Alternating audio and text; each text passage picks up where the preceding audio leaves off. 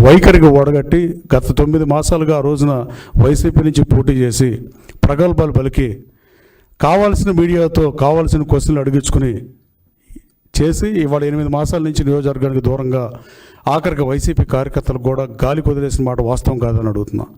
రాజకీయాల్లో ఇది ఏమాత్రం మంచిది కాదు. గన్నవరం అభివృద్ధి నేను లక్ష్యంగా పనిచేస్తున్నా.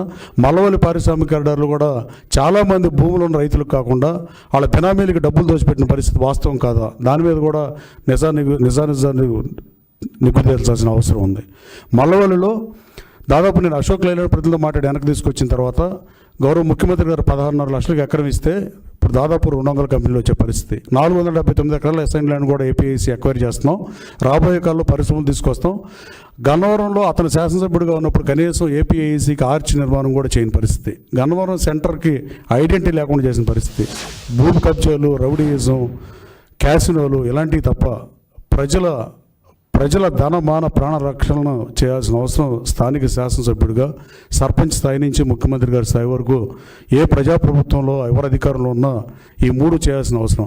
ఈ 3టికి తిరోధకాలు ఇచ్చి ఆ 3టిని ఇబ్బంది పెట్టి అక్రమ కేసులు పెట్టి వైసీపీ అని కొన్నాళ్ళు, అక్రమ కేసులు పెట్టి తెలుగుదేశం పార్టీ నాయకులందరినీ జైలుకు పంపించిన